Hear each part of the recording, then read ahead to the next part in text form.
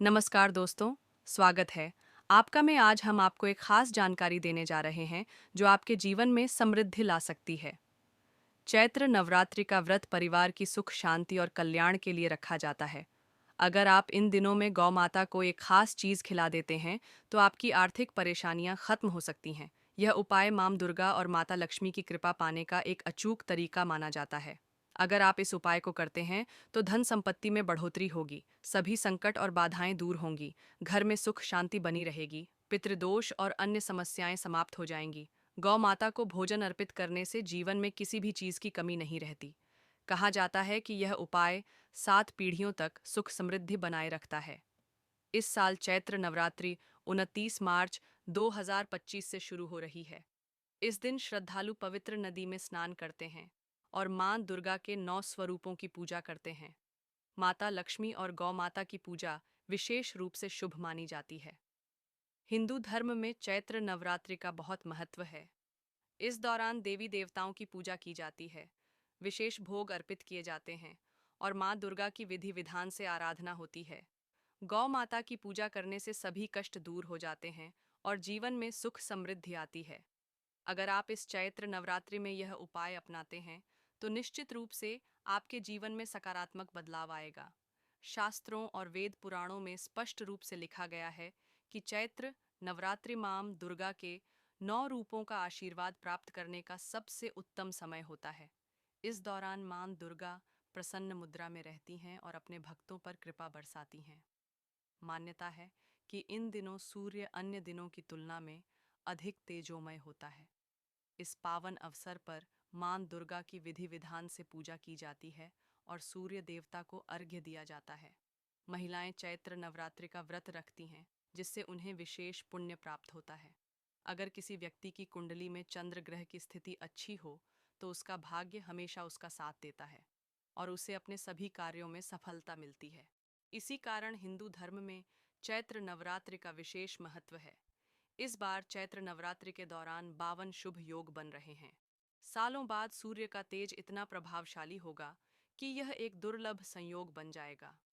इस बार चैत्र महीने में वर्ष का पहला सूर्य ग्रहण लगने जा रहा है, जो 130 वर्षों में पहली बार इस तरह की स्थिति उत्पन्न करेगा। इस अवधि में लक्ष्मी योग, गृह योग, नक्षत्र योग और अमृत सिद्ध योग जैसे शुभ योगों का निर्माण होगा। चैत्र नवरात्रि के दौरान पूरे दिन का व्रत रखना चाहिए और माँ दुर्गा का आशीर्वाद प्राप्त करना चाहिए। ब्रह्म मुहूर्त में देर तक नहीं सोना चाहिए और यदि संभव हो तो किसी पवित्र नदी में स्नान करना चाहिए। इस दिन स्नान और प्रातःकालीन पूजा का विशेष महत्व होता है। यदि आप ज्योतिष और तंत्र शास्त्र के अनुसार एक विशेष गौ माता से जुड़ा उपाय विधि पूर्वक कर लेते हैं तो इसका अत्यंत शुभ फल प्राप्त हो सकता है। इस उपाय को करने से मां लक्ष्मी और श्री हरि विष्णु की कृपा प्राप्त होगी और नवग्रहों की दशा आपके पक्ष में हो जाएगी। इसके साथ ही राहु केतु की स्थिति में भी सुधार होगा, क्योंकि इनके प्रभाव का नियंत्रण मां दुर्गा के हाथों में होता है। इस उपाय को करने के बाद आपके जीवन में धन की आवक बढ़ने लगेगी और आर्थिक कष्टों से मुक्ति मिलेगी। अगर माँ दुर्गा और माता लक्ष्मी की कृपा प्राप्त हो जाए तो किसी भी व्यक्ति को धनवान बनने से कोई शक्ति रोक नहीं सकती। अब आपके में यह सवाल आ रहा होगा कि गौ माता को ऐसा क्या खिलाने से यह लाभ प्राप्त हो सकता है। आपने देखा होगा कि दिवाली, धनतेरस या नवरात्रि की पूजा के दौरान गौ माता को विशेष रूप से भोग अर्पित किया जाता है। कई परिवारों में गौ माता को 2 पूरियां अर्पित करने की परंपरा है। इसलिए आपको इस उपाय को चैत्र नवरात्रि के दिनों में करना चाहिए और सूर्यदेव को अर्घ देकर उनकी विधि विधान से पूजा करनी चाहिए। इस वीडियो में हम आपको गौ माता से जुड़े ऐसे उपायों के बारे में बताएंगे जिन्हें करने से आपके जीवन के दुख, संकट और बाधाएं समाप्त हो सकती हैं और आपकी सफलता के मार्ग की सभी रुकावटें दूर हो सकती हैं। और इसे करने से आपको सभी परेशानियों से छुटकारा मिलने वाला है। आपके जीवन में अपार धन संपत्ति आएगी और कभी भी धन की कमी नहीं होगी। यदि आप यह उपाय करते हैं तो आप धन प्राप्ति के योग्य बन जाएंगे और आपके घर में हमेशा समृद्धि बनी रहेगी। अन्य धन और वस्त्रों की कभी कमी नहीं होगी। चैत्र नवरात्रि में मां दुर्गा की पूजा के साथ साथ हनुमान जी, मंगल देवता और भगवान शनिदेव की भी पूजा करनी चाहिए। यदि आप इस दिन हनुमान जी, मंगल देव और शनिदेव की पूजा करते हैं तो मंगल ग्रह से संबंधित दोष दूर हो जाता है। इससे व्यक्ति के जीवन में धन संपत्ति का आगमन होता है और सभी मनोकामनाएं पूर्ण हो जाती। हम आपको यह ज्ञानवर्धक जानकारी निशुल्क दे रहे हैं क्योंकि हमारा उद्देश्य जनहित में सेवा करना है। इसलिए यदि आपको यह जानकारी उपयोगी लगे तो इस वीडियो को ज़रूर लाइक करें। साथ ही हम आपसे अनुरोध करते हैं कि कमेंट में अपनी राशि ज़रूर लिखें ताकि हम चैत्र नवरात्रि के दौरान आपकी राशि के अनुसार खास उपाय बता सकें जिससे आपको अधिक लाभ मिले। कमेंट में जय गौ माता ज़रूर लिखें। अब हम एक महत्वपूर्ण उपाय बता रहे हैं जिसे आपको चैत्र नवरात्रि में ज़रूर करना चाहिए। गाय से जुड़े उपाय बताने से पहले एक और प्रभावशाली उपाय जान लीजिए। शाम के समय पीपल के पेड़ के नीचे सरसों के तेल का चौमुखी दीपक जलाएं। इसके लिए आटे का दीपक बनाएं और उसमें 4 बातियां लगाएं। दीपक में 2 साबुत लौंग डालें और इसे जलाकर अपनी मनोकामना मांगे। इसे जलाकर वहीं छोड़ दें और देखिए कैसे आपके जीवन में सकारात्मक बदलाव आता है। यदि आपने अभी तक को सब्सक्राइब नहीं किया है तो ज़रूर कर लें ताकि आपको आगे भी ऐसी जानकारी मिलती रहे। अब बात करते हैं गौ माता से जुड़े उन उपायों की जिन्हें करने से व्यक्ति को 7 पीढ़ियों तक धन और समृद्धि की कोई कमी नहीं होती। सभी दुख, दर्द और कष्ट दूर हो जाते हैं और जीवन में सुख शांति बनी रहती है। चैत्र नवरात्रि के दिन माँ दुर्गा की विधि पूर्वक पूजा करें और गौ माता की पूजा अवश्य करें। पूजा के लिए बनाए गए भोग में से 2 पूरियां गौ माता को ज़रूर खिलाएं। सूखी पूड़ी ना खिलाएं बल्कि उस पर मिठाई, हलवा या कोई भी प्रसाद लगाकर अर्पित करें। हर शुभ कार्य में गौ माता या उनसे जुड़ी चीज़ें जैसे गोबर, गोमूत्र, दूध अथवा गाय के दूध से बना घी ज़रूर शामिल करें। इससे पुण्य की प्राप्ति होती है और सनातन परंपरा के अनुसार जिस घर में गाय होती है उस घर से सभी वास्तु दोष स्वतः समाप्त हो जाते हैं क्योंकि बिना पंचामृत के कोई भी पूजा पाठ और हवन सफल नहीं होता। इसलिए इसका विशेष ध्यान रखना चाहिए। दोस्तों, महीने में कम से कम एक बार परिवार सहित गौशाला जाने और गायों को हरा चारा खिलाने का नियम ज़रूर बनाएं।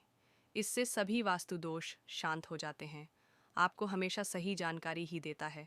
गर्मियों में गौ माता को पानी पिलाना और सर्दियों में उन्हें गुड़ खिलाना बहुत शुभ माना जाता है। खास तौर पर चैत्र नवरात्रि के दिन गौ माता को गुड़ ज़रूर खिलाएं। गर्मियों में गाय को गोदना भी खिलाना चाहिए। गौ माता को अनेक देवी देवताओं का वास माना जाता है। इनसे जुड़े कई शुभ और अशुभ संकेत भी होते हैं। अगर दूध धोते समय गाय अचानक ठोकर मार दे और सारा दूध बिखर जाए तो यह अपशगुन माना जाता है। वहीं यदि कोई व्यक्ति यात्रा पर निकल रहा हो और उसे सामने गाय अपने बछड़े को दूध पिलाती हुई दिख जाए तो यह शुभ संकेत होता है और यात्रा सफल मानी जाती है। गाय की आवाज़ सुनना भी शुभ माना जाता है, खासकर जब यात्रा के समय या रात्रि में गाय हुंकार भरे। लेकिन ध्यान रखें, गाय के साथ कभी भी बुरा व्यवहार ना करें। गाय को राष्ट्रीय पशु बनाए जाने की चर्चा चल रही है, लेकिन कई लोग इनके साथ खराब व्यवहार करते हैं। जैसे ही गाय दूध देना बंद कर देती है, कुछ लोग उन्हें सड़कों पर छोड़ देते हैं। कई बार इन्हें डंडे मारे जाते हैं या उन पर पानी डाला जाता है जिससे वे बीमार होकर दम तोड़ देती हैं। शास्त्रों के अनुसार गाय को कभी भी मारना पीटना नहीं चाहिए। गाय को माता का दर्जा दिया गया है और जो व्यक्ति गाय को कष्ट देता है वह भारी पाप का भागी बनता है। गौतम मुनि की कथा में भी यह उल्लेख मिलता है कि उन्होंने गलती से एक गाय को डंडा मार दिया था जिससे गाय की मृत्यु हो गई थी। इस पाप से मुक्ति पाने के लिए उन्होंने वर्षों तक कठोर तपस्या की थी। भगवान श्री कृष्ण की कथा में भी मिलता है कि उन्होंने बैल रूप में आए वृद्ध असुर का वध किया था, जिससे मुक्त होने के लिए उन्हें सभी तीर्थों को एक कुंड में बुलाकर स्नान करना पड़ा था। गाय को पानी पीते समय भगाना घोर पाप माना गया है, जबकि उनकी सेवा करने वाले लोग सुखी और धनवान होते हैं। गाय को कष्ट देकर उठाने से मनुष्य अपने पापों का भागी बनता है और अगले जन्म में दर दर भटकता है। शास्त्रों में बताया गया है कि जो लोग गाय की सेवा करते हैं, उन्हें भोजन कराते हैं और उनकी अच्छी देखभाल करते हैं, उनकी सभी इच्छाएं पूरी होती हैं। गाय के बछड़े से बचा हुआ दूध ही मनुष्य को लेना चाहिए। ये सबसे पवित्र और लाभकारी माना जाता है। परंतु कुछ लोग गाय को एक बार दुहने के बाद बछड़े के लिए बचा हुआ दूध भी निकाल लेते हैं, जो कि बहुत बड़ा पाप माना जाता है। ऐसा करने से व्यक्ति को नकारात्मक परिणाम भुगतने पड़ते हैं। शास्त्रों में कहा गया है कि गौवंश यानी गाय और बैल की पीठ पर नहीं बैठना चाहिए। ऐसा करने से महापाप लगता है और ऐसे व्यक्ति को नर्क में कष्ट भोगना पड़ता है। नंदी ने अपनी इच्छा से महादेव की सवारी बनना स्वीकार किया था, इसलिए वह अपवाद है। गाय का दान बहुत पुण्यदायी माना जाता है, लेकिन बीमार या बूढ़ी गाय का दान नहीं करना चाहिए। कठोपनिषद में नचिकेता की कथा में भी बताया गया है कि उन्होंने अपने पिता द्वारा बूढ़ी गायों के दान पर आपत्ति जताई थी। दूध देने वाली और बछड़े सहित गाय का दान करने से व्यक्ति को महान पुण्य प्राप्त होता है और स्वर्ग में स्थान मिलता है। ज्योतिष शास्त्र के अनुसार सूर्य चंद्र मंगल या शुक्र की युति राहु से हो तो पितृदोष उत्पन्न होता है। सूर्य का संबंध पिता से और मंगल का संबंध रक्त से होता है। इसलिए यदि सूर्य पर शनि राहु या केतु की दृष्टि हो या मंगल की युति राहु केतु से हो तो यह दोष बनता है। पितृदोष से जीवन में संघर्ष बढ़ जाता है। यदि यह दोष हो तो रोज या चैत्र नवरात्रि के किसी दिन गाय को रोटी गुड़ और चारा खिलाने से इसका निवारण होता है। हर शुभ और मांगलिक कार्य में गौ माता या उनसे जुड़ी चीजें जैसे गाय का गोबर, गोमूत्र, दूध या दूध से बना घी शामिल करना चाहिए। इससे पुण्य की प्राप्ति होती है। जिस घर में गाय होती है वहाँ के वास्तु दोष स्वतः समाप्त हो जाते हैं। गाय के कूबड़ को बृहस्पति का प्रतीक माना गया है। यदि जन्मपत्री में बृहस्पति नीच राशि मकर में हो या अशुभ स्थिति में हो तो शिवलिंग के दर्शन करने के बाद यदि गौ माता सामने आ जाएं तो उन्हें अपनी दाहिनी ओर से जाने देना चाहिए। इससे यात्रा सफल होती है। यदि यात्रा के दौरान सामने गाय आ जाए, विशेष रूप से अपने बछड़े को दूध पिलाती हुई, तो यह संकेत होता है कि यात्रा मंगलमय रहेगी। गाय को ताज़ा भोजन ही देना चाहिए। यदि रोटी बनाई जाए तो उसे तुरंत खिलाना चाहिए। ताज़ी रोटी देने से नकारात्मक ऊर्जा घर में प्रवेश करती है और कार्यों में विघ्न आता है। इसलिए हमेशा ताज़ी रोटी ही खिलाएं। सड़ी गली चीज़ें कभी भी गाय को नहीं खिलानी चाहिए। लोग अक्सर खराब फल या सड़ी सब्जियां गाय को खिला देते हैं, जो अशुभ माना जाता है।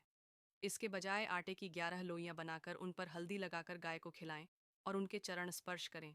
ऐसा करने से जीवन की सभी समस्याएं दूर आत्मकता आती है। यदि यह उपाय आपको अच्छे लगे तो इस जानकारी को अधिक से अधिक लोगों तक पहुंचाएं। चैनल आपको हमेशा उपयोगी और ज्ञानवर्धक जानकारी प्रदान करता है। अगर आप चैनल पर नए हैं तो इसे सब्सक्राइब करें और कमेंट बॉक्स में जय मां दुर्गा, जय माता लक्ष्मी, जय गौ माता ज़रूर लिखें।